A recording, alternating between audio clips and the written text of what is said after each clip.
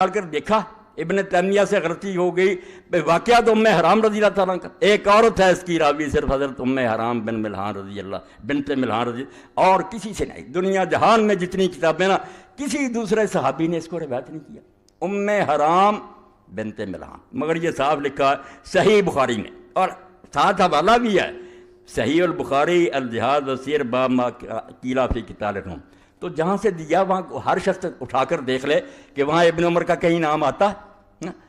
جن لوگوں کی حالت یہ ہے کہ نہ توفیق ہے کہ کتاب جس سے لکھ رہے ہیں اس کا بھی پتہ نہیں، عبداللہ بن عمر رضی اللہ کا وہاں کوئی ذکر نہیں آتا۔ اس حدیث کے بارے میں بات تو شاید کبھی موقع ملے، مگر میں ضمناً کہہ دوں کہ بے شک یہ بخاری میں ہے، مصنف عبدالرزاق میں، مگر کون بیان کرتا؟ شروع سے لے کر سارے شامی ہیں، کوئی مکے کا، مدینہ کا، عراق کا، دنیا کے کسی مسلمان ملک میں کسی کو خبر نہیں ہے کہ حضور نے یہ اطلاع دی تھی، صرف شامی بیان کرتے ہیں، جہاں دارالحکومت تھا معاویہ رضی اللہ کا، بعد میں یزید اور ان کی ساری اولاد، کلہم شامیون، پہلے سے لے کر آخری راوی تک سب شامی، اور شامی بھی کیسا؟ سور بن یزید الکلائی، جو مدینہ امام مالک صاحب نے کہا کوئی اس کے پاس نہ بیٹھے، نہ اس کی روایت لکھے، بیماری کیا تھی؟ وہ بھی ناسبی تھا، جیسے وہ خالد بن عبداللہ کا بنایا نا مکے کا گورنر کہ علی کو گالیاں دے، اس کا بھی یہی کام تھا کہ حضرت علی کو کہتا تھا میں اس کو پسند کر سکتا ہوں جس نے میرے دادے کو قتل کیا تھا، میرا دادا جنگے سے، بھائی ایسے دشمنان اہل بیت کی حدیثیں لیے پھرتے ہو، جب اصول یہ ہے سارے جانتے ہیں کہ کوئی آدمی اگر ایسی حدیث روایت کرے کہ اس آدمی کا تعلق کسی خاص گروہ سے ہو اور اس کے علاوہ اس کی کوئی تائید نہ کرے، یہ ساری امت کا مسلمہ اصول اور عقل کی بات ہے، وہ بات نہیں لی جاتی، وہ تو اس گروہ کا آدمی، اس نے تو کہنا کوئی غیر جانب بیان کرے، اسی لیے علماء نے یہ اصول بیان کر دیا کہ اگر کوئی شیعہ ایسی حدیث حضرت علی رضی اللہ کی شان میں یا اہل بیت کی شان میں بیان کرے جو دوسرے کسی مسلمان نے بیان نہ کی ہو، تو بے شک وہ سچا اور دیانتدار، ہم نہیں اس کی بات مانیں گے، شبہ ہے کیونکہ اس کا یہ عقیدہ اور مسلک ہے، اس کی حمایت میں گھڑی ہوگی، بات قدرے دل کو لگتی ہے کہ واقعی محتاط رہنا چاہیے، مگر یہاں آ کر سارے اصول ختم۔ سور بن یزید الکلائی کا نکال لیں ترجمہ، اگر یہ علی سے دشمنی رکھنے والا نہیں تھا میرے ذمہ لگائے، اس کی حدیث معتبر ہوتی، جو علم حدیث ہے اس کے مطابق کوئی گروہ جس کا خاص عقیدہ وہ اپنے مسلک کی حمایت میں، بھائی ناصبی نے تو کہنا ہی تھا کہ معاویہ جنتی اور یزید بخشا ہوا، کوئی اور کہتا ہے کسی کتاب میں دوسرے کوئی روایت ہے، یہ ضمناً بات آ گئی۔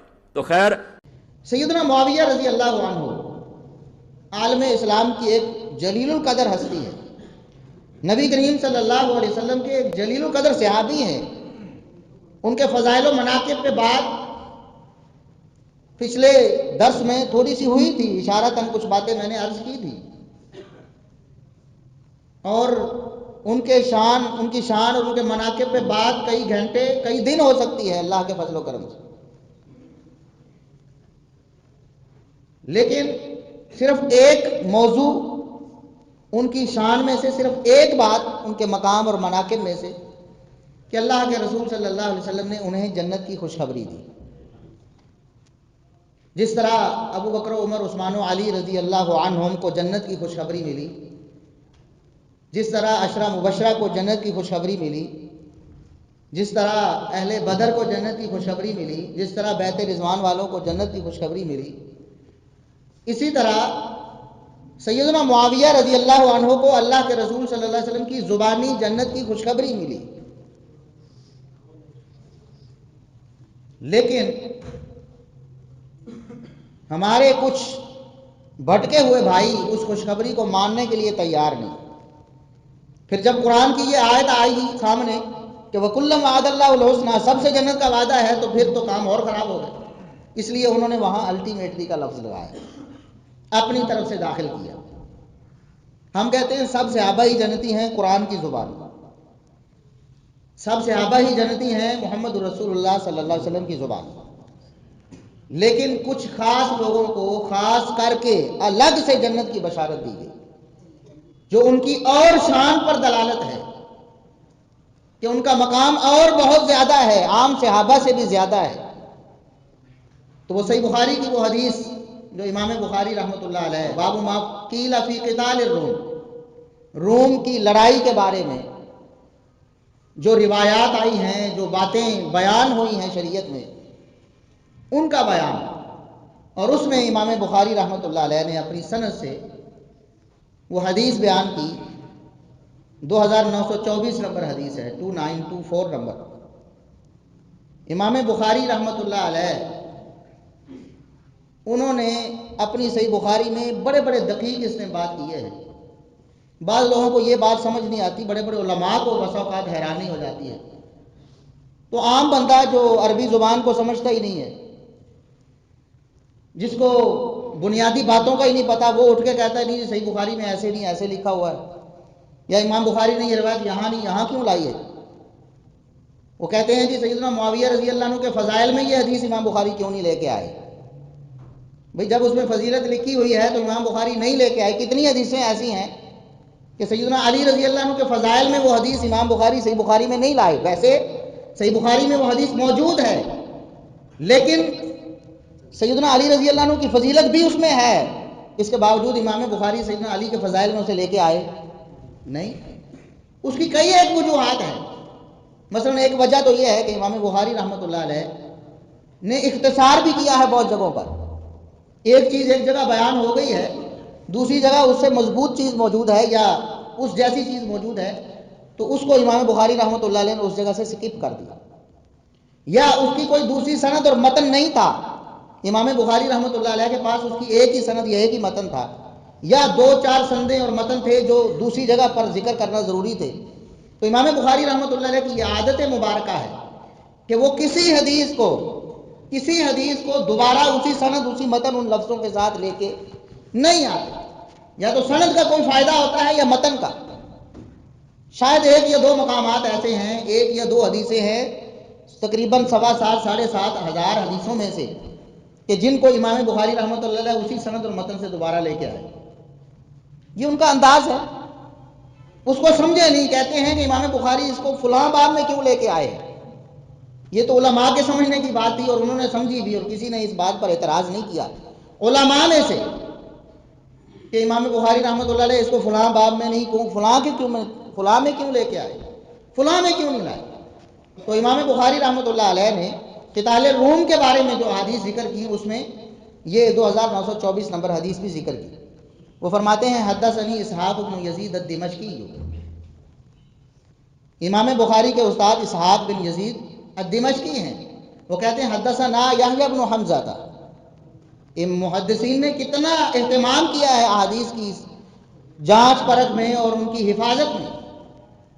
لفظ ایک ہی ہے. اب امام بخاری کہتے ہیں حدثنی، بہت سارے مقامات پر وہ حدثنا کہتے ہیں. حدثنا کا مطلب ہے ہمیں حدیث بیان کی، اور حدثنی کا مطلب ہے مجھے حدیث بیان کی. یہ اس بات کا اشارہ ہے کہ یہ حدیث امام بخاری نے اکیلے سنی ہے اپنے استاد سے، اور ایک حدیث مجمع میں سنی ہے. اس بات کا بھی لحاظ رکھا ہے انہوں نے، اور صرف اپنے اساتذہ سے نہیں، پوری سند میں اپنے استاد اس کے استاد سے. جہاں ان سے ہے وہاں ان سے بیان کیا، جہاں حدثنا ہے وہاں حدثنا ہے، جہاں حدثنی ہے وہاں حدثنی ہے، جہاں سمیتو ہے وہاں سمیتو ہے، جہاں اخبرنا انبانا وہاں وہی ہے. یہ محدثین کی ایک کمال دیانتداری ہے، اور ایسا دنیا میں کوئی اور فن، کوئی اور کتاب، کسی اور ہستی کی ایسی سیرت یا کردار اس طرح جمع نہیں ہوا ہے. ایک ایک لفظ جس کا کوئی فرق نہیں پڑتا حدثنی اور حدثنا سے یا اخبرنی، کوئی فرق نہیں پڑتا. لیکن امام بخاری رحمۃ اللہ علیہ فرماتے ہیں حدثنی اسحاق بن یزید الدمشقی، اور آگے حدثنا اسحاق بن یزید دمشقی جو امام بخاری کے استاذ ہیں، وہ کہتے ہیں ہمیں یہ حدیث بیان کی یحییٰ بن حمزہ نے. اور وہ یحییٰ بن حمزہ جو ہے وہ اس حدیث کو بیان کرتے ہیں حدثنی ثور بن یزید، اپنے استاد ثور بن، وہ پھر حدثنی کہتے ہیں کہ یحییٰ بن حمزہ کہتے ہیں مجھے یہ حدیث میرے استاد ثور بن یزید نے بیان. سبحان اللہ. وہ آگے ان خالد بن معدان، خالد بن معدان رحمہ اللہ تابعی ہیں، ان سے بیان کرتے ہیں. خالد بن معدان کہتے ہیں کہ انا عمیر بن الاسود الانسی حدثہ، عمیر بن اسود انسی نے اسے یہ حدیث بیان کی. وہ کہتے ہیں کہ ہم عبادہ بن صامت رضی اللہ عنہ کے پاس آئے. وہ اس وقت ہمس میں تھے، شام کا ایک علاقہ ہے، اپنے گھر میں تھے، اور ان کے ساتھ ان کی زوجہ محترمہ سیدہ ام حرام رضی اللہ عنہا بھی موجود تھی. ام حرام رضی اللہ عنہا نبی کریم صلی اللہ علیہ وسلم کی جلیل القدر صحابیہ ہیں، انصاریہ تھی، سیدنا انس بن مالک رضی اللہ عنہا کی خالہ تھی. تو وہ ان کے پاس کہتے ہیں کہ وہ بھی موجود تھی. تو فحدثتنا، انہوں نے ہمیں یہ حدیث بیان کی. ام حرام رضی اللہ عنہا نے کہ رسول اللہ صلی اللہ علیہ وسلم نے فرمایا اول جیش من امتی یغزون البحر قد اوجبوا، کہ اللہ کے رسول صلی اللہ علیہ وسلم نے فرمایا تھا کہ میری امت کا سب سے پہلا لشکر جو غزوہ بحر کرے گا انہوں نے اپنے لیے جنت کو واجب کر لیا ہے، انہوں نے اپنے اوپر جنت کو واجب کر لیا ہے، جنت ان کے لیے پکی ہو گئی ہے۔ اور میں پہلے بھی عرض کر چکا ہوں کہ غزوہ بحر نبی کریم صلی اللہ علیہ وسلم کی وفات کے بہت بعد ہوا۔ سیدنا ابوبکر صدیق رضی اللہ عنہ کا دور بھی گزرا، عمر فاروق رضی اللہ عنہ کا دور بھی گزرا، عثمان رضی اللہ عنہ کے دور میں یہ غزوہ بحر ہوا ہے۔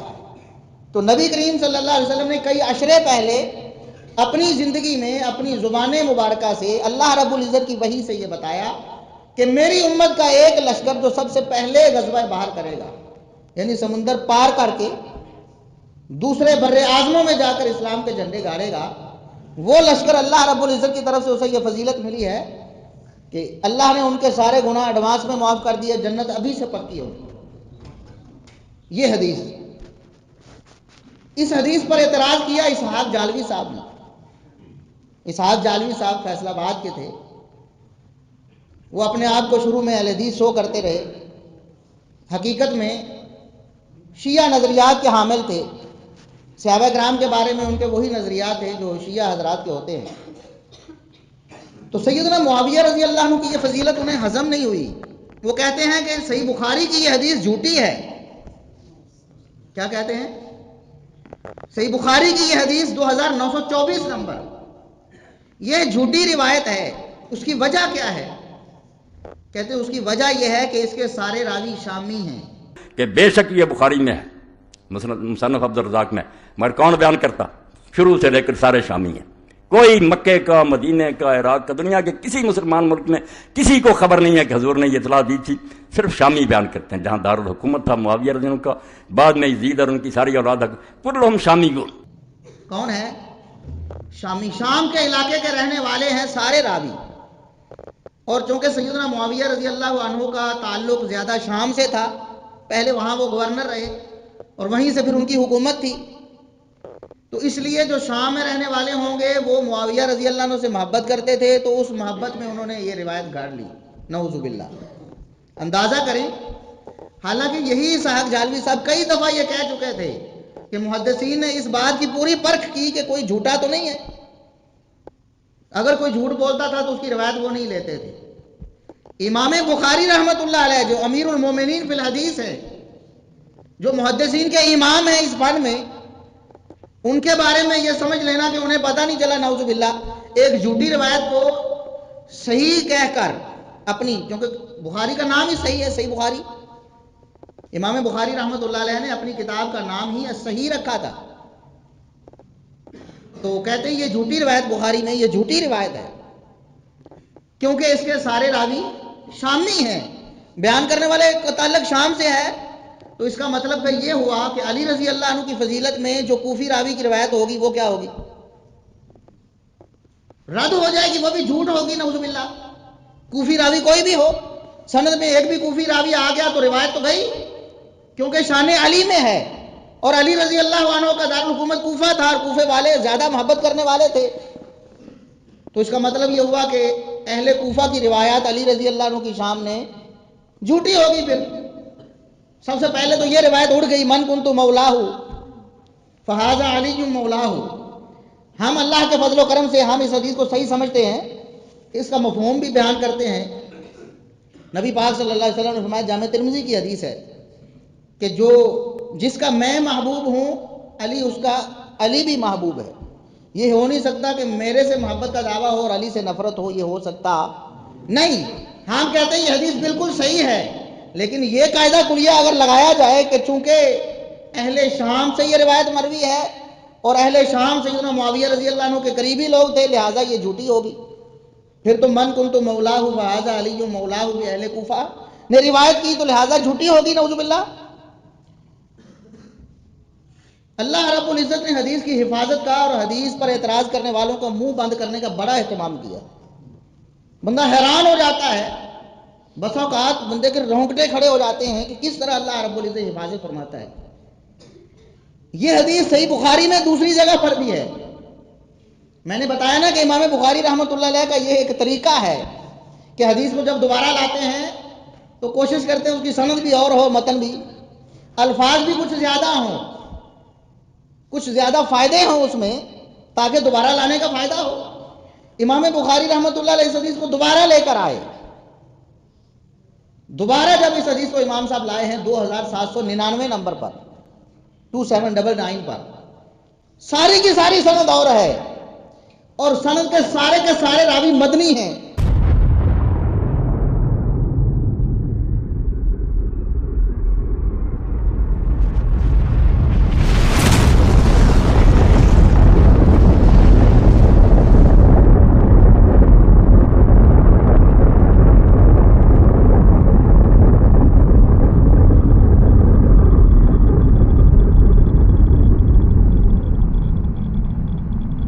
یہ ہے اللہ رب العزت کی حفاظت. انا نحن نزلنا الذکر وانا لہ لحافظون. یہ وحی ہم نے نازل کی ہے اور ہم ہی اس کی حفاظت کرنے والے. ایک جھوٹے نے کتنے سال بعد، کتنے 100 سال بعد پیدا ہونا تھا اور یہ دعویٰ کرنا تھا کہ بخاری کی یہ حدیث جھوٹی ہے اس لیے کہ سارے راوی شامی ہیں. اللہ رب العزت نے ان محدثین کی کیسی ڈیوٹی لگائی. امام بخاری رحمۃ اللہ علیہ نے جو دوسری سند پیش کی ہے، سارے راوی مدنی. اللہ کے فضل و کرم، حدیث بالکل یہی، حدیث بالکل یہی. ام حرام رضی اللہ عنہ، آپ نے سنا اس حدیث میں جو شامیوں نے بیان کی ہے.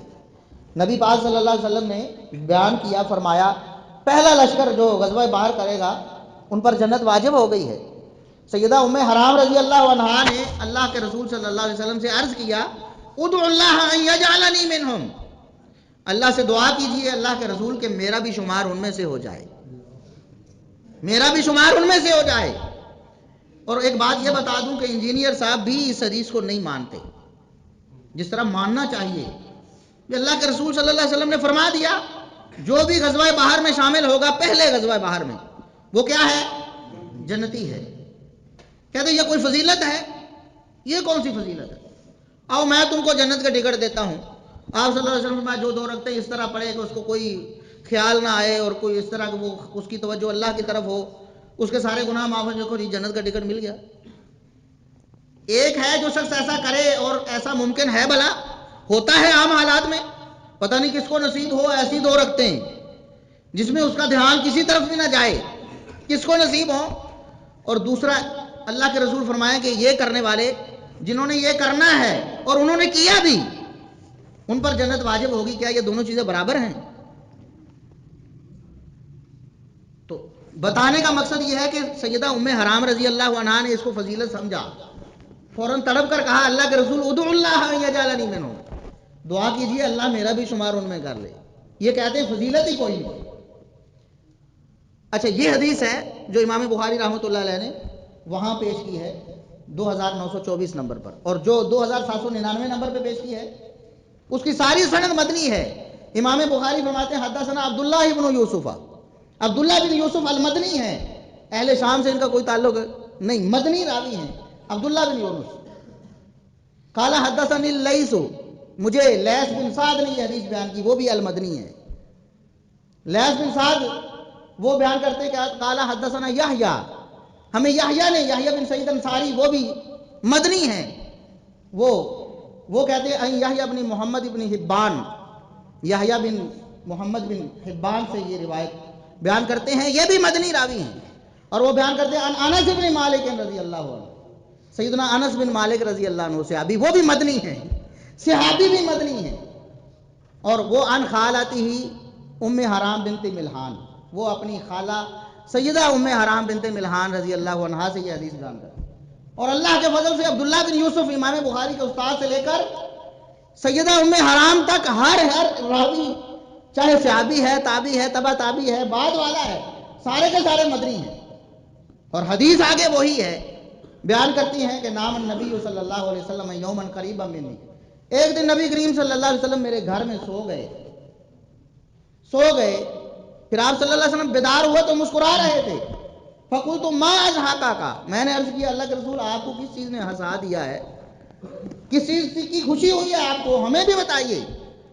تو آپ صلی اللہ علیہ وسلم نے فرمایا اناس من امتی ارزوا علیہ، میری امت کے کچھ لوگ میرے اوپر پیش کیے گئے، میری امت کے کچھ لوگ میرے اوپر پیش، یعنی خواب میں نے دیکھا انہیں، یرکبون ھذا البحر الاخضر، وہ لوگ کون ہیں جو اس سب سمندر میں سوار ہوں گے، سمندری جہاد کریں گے۔ سب سے پہلے میں نے خواب میں کیا دیکھا، کل ملوک علی الاسرہ، وہ بادشاہوں کی طرح تختوں پہ ٹیکے لگائے ہوئے، بادشاہوں کی طرح جنت کے تختوں پر ٹیکے لگائے ہوئے میں نے دیکھا انہیں۔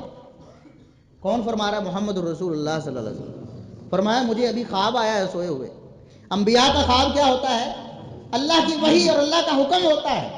اللہ رب العزت نے وحی نازل فرمائی، اپنے نبی کریم صلی اللہ علیہ وسلم کو خواب میں دکھا دیا کہ غزوہ باہر کرنے والا ایک ایک فوجی، ایک ایک سپاہی جنت میں تختوں پہ ٹیکے لگائے ہوئے، اور سیدنا معاویہ رضی اللہ عنہ تو اس غزوے کے سپہ سالار ہیں۔ وہ غزوہ ان کی سربراہی میں ہوا ہے، اور بعض لوگ کہتے ہیں کیا دلیل ہے؟ یہ شروع میں بعض لوگ بڑے الجھتے تھے ہمارے ساتھ، جو مرزا صاحب سے بڑے متاثر تھے، وہ کہتے ہیں یہ بات تو ٹھیک ہے جی، ہم مان لیا فضیلت ہے، لیکن یہ ثابت کرو کہ سیدنا معاویہ اس میں شامل تھے۔ وہ سبحان اللہ، آپ کی عقلوں کو سلام، آپ کی عقلوں کو سلام۔ صحیح بخاری کی اسی حدیث میں 2799 نمبر، سیدنا عبادہ بن صامت رضی اللہ عنہ وہ بتاتے ہیں کہ ہم سیدنا معاویہ رضی اللہ عنہ کے ساتھ سیدنا معاویہ رضی اللہ عنہ کی سربراہی میں یہ غزوہ کرنے کے لیے گئے، بالکل وہی حدیث جس پر اعتراض کیا گیا کہ یہ تو اہل شام نے گڑھی ہے، اہل مدینہ سے ساری سند مدنیوں کی ہے۔ امام بخاری رحمۃ اللہ علیہ دوسری جگہ پہ لے کے آئے ہیں۔ اتنی دقیق باتوں کو ایک انجینئر کیسے سمجھے گا؟ یہ تو اللہ رب العزت کا فضل و احسان ہے علماء پر، جو ان چیزوں کو سمجھتے ہیں اور لوگوں کی رہنمائی کرتے ہیں، اور ہم نے بھی اللہ کے فضل و کرم سے علماء سے پڑھا ہے۔ تو بتانے کا مقصد یہ ہے کہ سیدنا معاویہ رضی اللہ عنہ کا جنتی ہونا یہ بلا شبہ ایک مسلمہ امر ہے، اور یہ صرف ہم نہیں، بڑے بڑے ائمہ نے، امام ابن عبد البر رحمہ اللہ وہ فرماتے ہیں کہ نبی کریم صلی اللہ علیہ وسلم کو جو انبیاء کے خواب وہی ہوتے ہیں، تو یہ اللہ رب العزت نے یہ ان صحابہ کرام کی فضیلت ہے جنہوں نے غزوہ باہر میں بعد میں شامل ہونا ہے۔ پھر ایک اعتراض یہ ہے جی، نام تو نہیں لیا گیا نا، بتاؤ کہاں نام ہے کہ معاویہ رضی اللہ عنہ کے لیے جنت کی بشارت؟ ایک یہ اعتراض ہوتا ہے، اور انجینئر صاحب بھی یہ اعتراض کرتے ہیں۔ حالانکہ تھوڑی سی اگر بندہ عقل استعمال کرے، بولنے سے پہلے تھوڑا سا سوچ لے، تو کبھی بھی ایسی بات نہیں کر سکتا، کیونکہ صحیح بخاری کی حدیث ہے، اللہ کے رسول صلی اللہ علیہ وسلم نے اہل بدر کی فضیلت بیان کی۔ کن کی؟ بدریوں کی، بدر میں لڑائی کرنے والے صحابہ کرام کی فضیلت۔ بدر میں لڑائی کرنے والے صحابہ کرام کی فضیلت کیا تھی؟ کہ اللہ کی راہ میں انہوں نے جہاد کیا۔ یہ فضیلت کیا ہے؟ اللہ کے رسول صلی اللہ علیہ وسلم نے فرمایا لعل اللہ قد اطلع علی اہل بدر، اللہ رب العزت نے اہل بدر کو اپنی خاص نظر کرم سے دیکھا ہے، ان کی طرف اللہ نے جھانکا ہے، فقال، اور فرمایا ہے اعملوا ما شئتم فقد غفرت لکم، جاؤ بدر والو آج کے بعد جو بھی کرتے رہو میں نے تمہیں معاف کر دیا۔ اب یہ فضیلت کس کی ہے؟ نام لیں، کس صحابی کی فضیلت ہے؟ ابو بکر رضی اللہ عنہ کی یہ فضیلت ہے یا نہیں؟ نام آیا ہے ابو بکر کا نہیں؟ عمر فاروق کی یہ فضیلت ہے کہ نہیں؟ اللہ رب العزت نے اسے فرمایا اعملوا ما شئتم فقد غفرت لکم، جاؤ جو مرضی کرتے رہو میں نے تمہیں معاف کر دیا۔ علی مرتضیٰ کی یہ شان ہے کہ نہیں ہے؟ کہیں نام آیا ہے اللہ کے رسول صلی اللہ علیہ وسلم نے فرمایا ہو کہ علی کی طرف اللہ نے جھانک کر دیکھ کر فرمایا جاؤ علی آج کے بعد جو مرضی کرو تمہیں معاف کر دیا؟ کسی صحابی کا نام لیا نہیں، تو پھر یہ کس صحابی کی شان ہے؟ کسی کی بھی نہیں، کیونکہ شان کے لیے تو ضروری ہے نام لیا جائے، حد ہوگی بھی۔ یعنی تھوڑی سی عقل بندہ استعمال کرے صحابہ کرام کے بغض میں، یا ان کی دشمنی میں اتنا ہی عقل سے پیدل ہو جائے اور اس قدر بھونڈی باتیں کرنے لگے کہ تھوڑا سا بھی بندہ سوچے گا تو اس کو پتہ چلے گا یار یہ کس طرح کی باتیں کر۔ تو سیدنا معاویہ رضی اللہ عنہ کے جنتی ہونے میں بالکل کوئی شبہ نہیں، صحابہ میں سے کسی کو نہیں، تابعین میں سے کسی کو نہیں، تبع تابعین میں سے کسی کو نہیں، ائمہ دین میں سے کسی کو نہیں۔ اہل سنت کا کوئی ایک امام، اس کا کوئی ایک حوالہ باسند صحیح یا اس کی کتاب سے ہمارے سامنے پیش کریں فلاں نے کہا کہ نہیں سیدنا معاویہ رضی اللہ عنہ کی جنت تو کوئی پکی نہیں، وہ آخرکار جنت میں چلے جائیں گے، شروع میں نہیں جا سکتے. ایسی بات کسی مسلمان نے نہیں کی ہے. ہاں وہ لوگ جو صحابہ کرام سے دشمنی رکھتے ہیں وہ یہ بات کرتے رہے اور آج بھی کرتے ہیں. اللہ رب العزت انہیں ہدایت نصیب فرمائے. ایسی عظیم الشان ہستی ہے کہ جس کو اللہ کے رسول صلی اللہ علیہ وسلم نے اس کے ایک عمل کے کرنے کے کئی اشرے پہلے ہی یہ فضیلت، یہ بالکل اسی طرح کی فضیلت ہے جس طرح بدیوں کو فرمایا نا جاؤ آج کے بعد جو مرضی کرو، میں نے تمہیں معاف کر دیا ہے.